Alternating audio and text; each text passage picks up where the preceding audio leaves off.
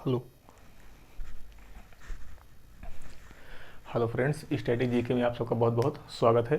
तो जैसा कि हम आप लोगों के समझ ओलंपिक खेल के बारे में बात करें, हमने गेम शुरुआत किया था, उसमें गेम में आप लोगों का ओलंपिक खेल हो गया था। तो इस गेम की जो अगली कड़ी हम आपके समझ लेकर प्रस्तुत हुए हैं, उसमें हम आपका ये दो आपका गेम बचा हुआ था, शीतकालीन ओलंपिक और पारा ओलंपिक। तो हमने जो मेन ओलंपिक खेल था उस ओलंपिक को हम समाप्त कर दिए थे, लेकिन उसमें कुछ और भी ओलंपिक के कुछ उपखंड भी होते हैं। तो उस ओलंपिक गेम के बारे में हम बात कर लेते हैं, क्योंकि मेन वाला आपका हो गया था। तो आइए आप यहाँ से देख लीजिए। देखिए, इसमें जो आपका शीतकालीन ओलंपिक है, तो यहाँ से विशेषकर क्वेश्चन तो नहीं पूछता, लेकिन इसमें जो कुछ फैक्ट होते हैं, यहाँ से खिलाड़ी को क्वेश्चन नहीं पूछा जाता कि कौन खिलाड़ी किस स्वर्ण पदक जीता, कि कौन सा कांस्य पदक जीता। तो यहाँ देखिए, जो शीतकालीन ओलंपिक जो है, अगर हम इसके प्रथम आयोजन की बात करते हैं, इस शीतकालीन ओलंपिक गेम के जो प्रथम आयोजन हुआ था वह 1924 में कहाँ से स्टार्ट हुआ था? वह फ्रांस में स्टार्ट हुआ था। अब अगर हम इसकी नवीनतम की बात करें, जो अभी हाल ही में जो शीतकालीन ओलंपिक गेम जो खेले गए हैं, तो वह कौन सा है? वह 23वां शीतकालीन ओलंपिक है, जो कहाँ पर हुआ था? 1918 में। यह दक्षिण कोरिया में यह हुआ था। तो ये आपका नवीनतम हो गया। अब आपका क्वेश्चन यह भी बनता है कि आगामी शीतकालीन ओलंपिक खेल कब और कहां पर आयोजित किए जाएंगे। तो जो आगामी आपका जो 24वां शीतकालीन ओलंपिक गेम होगा वह 2022 में कहां पर होगा? यह बीजिंग में होगा। और यह बीजिंग कहां पर पड़ता है? यह चाइना में पड़ता है। तो ये आपका शीतकालीन ओलंपिक हो गया। अब देखिए, पारा ओलंपिक के बारे में हम बात करते हैं। जो पारा ओलंपिक होता है, यह भी यहाँ से भी खिलाड़ी बहुत थोड़ा कम ही पूछा जाता है, लेकिन ये थोड़ा सा इम्पोर्टेंट बनता है खिलाड़ियों की दृष्टि से। तो अब आप देख लीजिए, जो पारा ओलंपिक है, अब यहाँ पर हम इसकी अगर शुरुआत की बात करें, इस पारा ओलंपिक की शुरुआत की बात करें कि इसकी शुरुआत कब से हुई थी, तो इसकी शुरुआत 1948 से हुई थी। और यह कहाँ से हुई थी?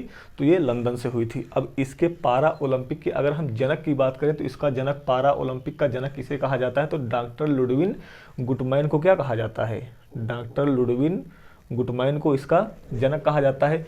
लेकिन हम आधुनिक शुरुआत की बात करें, जो हमारा पारा ओलंपिक है वह आधुनिक शुरुआत की बात करें, तो जिसकी जो आधुनिक शुरुआत है वह कब से शुरू हुई थी? यह 1960 से शुरू हुई थी। और यह कहाँ पर गेम खेला गया था? तो यह कहाँ पर? यह रोम में खेला गया था। अब देखिए, इसके जो आयोजन करता है, इस पारा जो ओलंपिक है इसका जो आयोजन करता है, इसको कौन आयोजित करवाता है पारा ओलंपिक गेम को? इसके हम आयोजनकर्ता की बात करेंगे, तो यह इसका जो आयोजन करता है वह इंटरनेशनल पारा ओलंपिक कमेटी, मतलब कि इसी पारा ओलंपिक के नाम से ही एक कमेटी गठित की गई, जिस कमेटी का क्या नाम है? इंटरनेशनल पारा ओलंपिक कमेटी। यही कमेटी क्या करती है? इस पारा ओलंपिक गेम को आयोजित करवाती है। और इसकी स्थापना कब हुई थी? इस इंटरनेशनल पारा ओलंपिक गेम या इंटरनेशनल पारा ओलंपिक कमेटी की स्थापना कब हुई थी?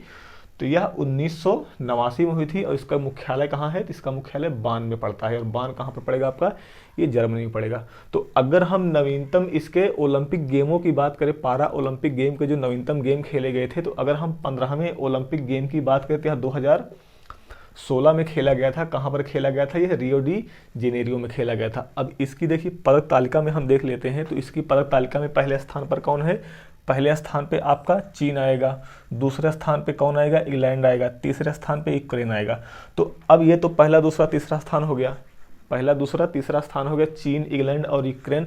अब हम भारत के सेंस में बात करें कि भारत का कौन सा स्थान प्राप्त हुआ इस पारा ओलंपिक गेम में, तो भारत का कौन सा स्थान प्राप्त हुआ था? वो 43वां स्थान प्राप्त हुआ था। और इस 43 स्थानों में उसने पदक कितने जीते थे? तो उसने 4 पदक जीते थे। तो वो चारों पदक कौन कौन से खिलाड़ी जीते थे? वो खिलाड़ी जो हैं किस खेल से संबंध रखते हैं, तो इसकी भी हम चर्चा कर लेते हैं। तो हमारा जो पहला यहाँ पर होगा, यह होगा मरियप्पन थंगावेलु।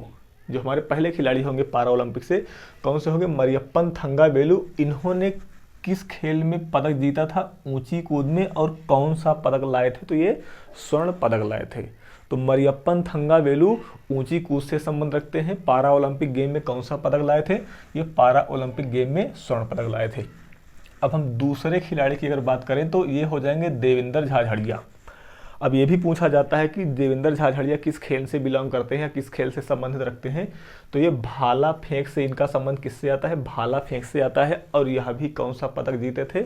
यह भी स्वर्ण पदक जीते थे। तो कहने का मतलब कि यहाँ से इस 2016 के पारा ओलंपिक गेम में भारत को कितने पदक, स्वर्ण पदक कितने मिले थे? 2 मिले थे। पहला कौन सा हो जाएगा? मरियप्पन थंगावेलु। और दूसरा कौन सा हो जाएगा? देवेंद्र झाझड़िया हो जाएगा। अब देखिए तीसरे पदक की हम अगर बात करें तो एक से हो जाएंगे दीपा मलिक। ये दीपा मलिक का संबंध किससे है? ये गोला फेंक से है। और इन्होंने कौन से पदक को जीता था? तो इन्होंने रजत पदक को जीता था। और चौथी जो हमारे हो जाएंगे वो वरुण हो जाएंगे। इन्होंने एक कांस्य जीता था। और किस खेल में? इन्होंने ऊंची कूद में जीता था।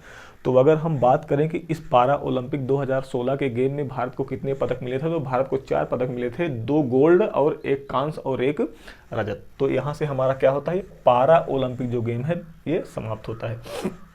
अब आइए हम थोड़ा सा राष्ट्रमंडल खेल की चर्चा कर लेते हैं। हमने राष्ट्रमंडल जो संगठन था उसके बारे में तो हमने आपको बता दिया था कि इस राष्ट्रमंडल गेम में सिर्फ वही देश भाग लेंगे जो कभी ब्रिटिश के अधीन रहे हों। तो इसमें से पूछा जाता है कि इसमें कितने जो देश हैं मतलब ब्रिटिश के अधीन रहे हों, लेकिन उसमें 2 देश मतलब ऐसे भी हैं जो राष्ट्रमंडल संगठन है उसमें 2 देश ऐसे भी हैं जो कभी ब्रिटिश के अधीन नहीं थे, फिर भी उन्होंने उसकी सदस्यता ग्रहण कर ली है। देश कौन कौन से थे? रवांडा और मोजाम्बिक हमने आपको बताया है। आप एसोसिएशन वाले या संगठन वाले वीडियो में आप जाके देख सकते हैं। तो देखिए जो राष्ट्रमंडल खेल की गेम, जो राष्ट्रमंडल गेम है, अगर हम इसकी बात करें, इसकी शुरुआत, इसकी स्टार्टिंग कब हुई थी? इसकी स्टार्टिंग 1930 में कहाँ से हुई थी?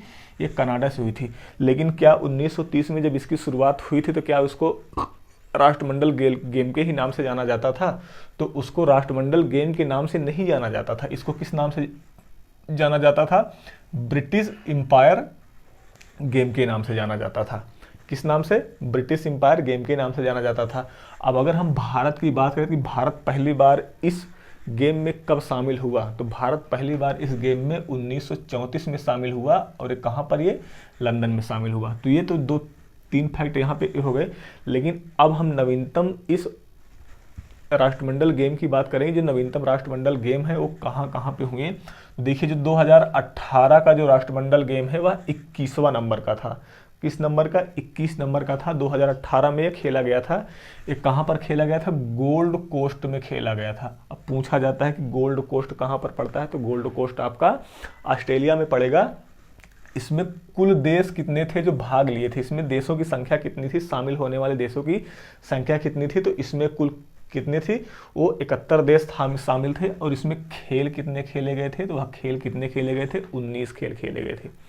अब देखिए हमने आपको वहाँ पर बताया था कि एक ध्वजवाहक होता है। ध्वजवाहक इसकी शुरुआत होती है तो जितने भी देश रहते हैं उन सब में इनकी मशाल जलाकर उसको ध्वज मतलब दिया जाता है, एक खिलाड़ी को दिया जाता है, वह उसको लेकर के दूसरे खिलाड़ी को देता है। तो इसी तरीके से ये होता है। तो हम सबके देशों से हमको संबंध नहीं रखना है, हमको सिर्फ भारत से संबंध रखना है कि भारत में ध्वजवाहक या उद्घाटन में ध्वजवाहक किसने किया था और समापन में ध्वजवाहक किसने किया था। तो भारत के संदर्भ में उद्घाटन के समक्ष जो उद्घाटन समारोह जो हुआ था उसमें जो ध्वजवाहक का काम किसने किया था? पीवी सिंधु ने किया था। और समापन समारोह का ध्वजवाहक कौन था? वो एमसी मैरी कॉम थी। तो इस तरीके से ये सारे फैक्ट किससे हो गए? राष्ट्रमंडल खेल से हो गए। लेकिन इस 2018 के राष्ट्रमंडल गेम की अगर हम बात करें इसके पदक तालिका की, तो इसकी जो पदक तालिका है, पहले स्थान पे कौन सा था? वो ऑस्ट्रेलिया था। और दूसरे स्थान पे कौन सा था? वो इंग्लैंड था। और तीसरे स्थान पे कौन है? वो भारत है। ये इसकी क्या होगी? पदक तालिका होगी। लेकिन इसमें तो आपका क्वेश्चन ये भी बन सकता है कि इस पदक तालिका में किसने कितने गोल्ड जीते, किसने कितने सिल्वर जीते, किसने कितने ब्रांज जीते। तो यहाँ पे देखिए ऑस्ट्रेलिया जो है वह 80 गोल्ड, 59 सिल्वर और 59 ब्रांज, कहने का मतलब कि 80 स्वर्ण पदक, 59 रजत पदक और 59 कांस्य पदक के साथ कितने पदक को कुल हासिल किया था? 198 पदक को हासिल किया था। और किस पायदान पर था? पहले पायदान पर था। उसी तरीके से इंग्लैंड की बात करें तो 46 गोल्ड, 45 रजत और 46 ब्रांज के साथ वह 136 मेडल जीता था। भारत की अगर बात करें तो यह भारत जो था वह 26 गोल्ड और 20 सिल्वर और 26 ब्रांज के साथ वह 66 पदक को हासिल करते हुए कौन से स्थान पर था? वह तीसरे स्थान पे था। तो भारत के संदर्भ में अगर हम बात करें तो इसमें कुछ जो गोल्ड पदक जीतने वाले खिलाड़ी थे हम उनकी बात को कर लेते हैं, क्योंकि यहाँ से ये मतलब इम्पोर्टेंट बनता है कि कौन कौन से खिलाड़ी गोल्ड जीते थे भारत के संदर्भ में। तो आप देख लीजिए भारत के संदर्भ में जो खिलाड़ी हैं कौन कौन से गोल्ड जीते थे। तो पहला आपका हो जाएगा साइना नेहवाल, गोल्ड की बात कर रहे हैं। साइना नेहवाल, अब पता है आपको साइना नेहवाल किस खेल से बिलोंग करती हैं? बैडमिंटन। ये पहले हो गए साइना नेहवाल। और दूसरा कौन सा हो जाएगा, ये सुशील कुमार हो जाएंगे। सुशील कुमार किससे बिलोंग करते हैं, कुश्ती से बिलोंग करते हैं। सुशील कुमार ये किससे बिलोंग करते हैं, ये कुश्ती से बिलोंग करते हैं। और तीसरा आपका कौन सा हो जाएगा, ये आपका मनिका बत्रा हो जाएगा।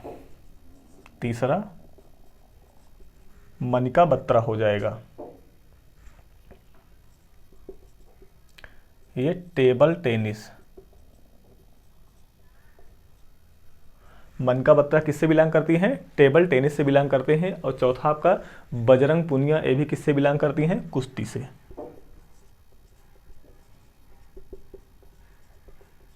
बजरंग पुनिया ये भी किससे बिलोंग करती हैं, ये भी आपका कुश्ती से बिलोंग करती हैं। और चौथा आपका कौन सा हो जाएगा, विनेश फोगाट हो जाएंगे। ये भी किससे बिलोंग करते हैं, कुश्ती से बिलोंग करते हैं। पांचवा विनेश फोगाट, ये भी किससे बिलोंग करेंगे, ये भी कुश्ती से बिलोंग करेंगे। छठा आपका हो जाएगा नीरज चोपड़ा। नीरज चोपड़ा ये किससे बिलोंग करते हैं, तो ये आपका भाला फेंक से बिलोंग करते हैं। भाला फेंक से बिलोंग करते हैं। ये कितने नंबर के हो गए, ये 6 नंबर के हो गए। और देखिए एक जो मोस्ट इंपॉर्टेंट आपका बनता है, सबसे कम उम्र के जो खिलाड़ी हैं उनका नाम आता है अनीस भनवाला।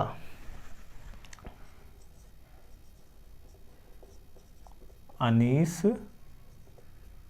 भनवाला ये निशानेबाजी से हैं, निशानेबाजी। अनीस भनवाला इनके बारे में इसको आप इंपॉर्टेंट कर लीजिएगा, क्योंकि ये सबसे युवा खिलाड़ी हैं। इनकी एज कितनी है, मात्र 15 वर्ष ही है। ये सबसे युवा खिलाड़ी हैं, इसलिए इनको क्या किया जाता है, ये इंपॉर्टेंट हम आपको बता दे रहे हैं। और आगे कौन से हो जाएंगे, हिना सिंधु हो जाएंगी, ये भी शूटिंग से हैं।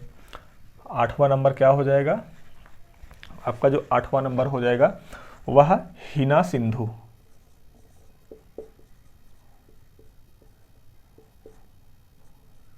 हिना सिंधु ये भी किससे हैं, ये भी आपका शूटिंग से हो जाएंगी। हिना सिंधु भी किससे हो जाएंगी, आपकी शूटिंग से हो जाएंगी।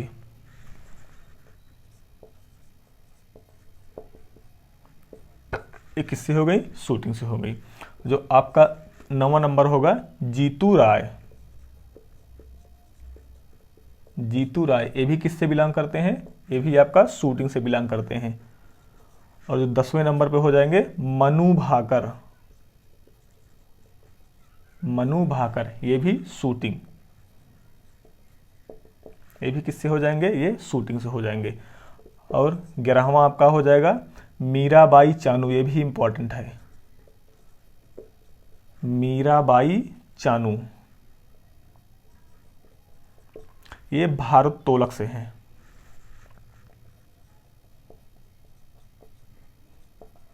ये किससे हैं, ये भारोत्तोलक से हैं। तो ये इतने सारे जो लोग इंपॉर्टेंट हैं, हमने उनका नाम लिख दिया। अब देखिए यहाँ पे हमने मीराबाई चानू को इसलिए इंपॉर्टेंट बताया कि जो 2018 का जो राष्ट्रमंडल खेल हुआ था, भारत की तरफ से पहला पदक जीतने वाली खिलाड़ी थी। 2018 का जो खेल हुआ था, पहला पदक कौन थी, मीराबाई चानू। तो इस तरीके से हमने यहाँ पे आपको जो ओलंपिक गेम बचे थे, ओलंपिक गेमों में 2 चीज़ बचा हुआ था, शीतकालीन ओलंपिक और आपका पारा ओलंपिक। ये दोनों आपका हो गया यहाँ से, और बाकी आपका ये राष्ट्रमंडल खेल हो गया। तो हमारी ये वीडियो आपको जैसे भी लगी हो, आप हमें कमेंट सेक्शन में जाके हमें बता सकते हैं। और हमारे इस वीडियो को आप लाइक, शेयर और सब्सक्राइब करना ना भूलिएगा। Okay, thank you.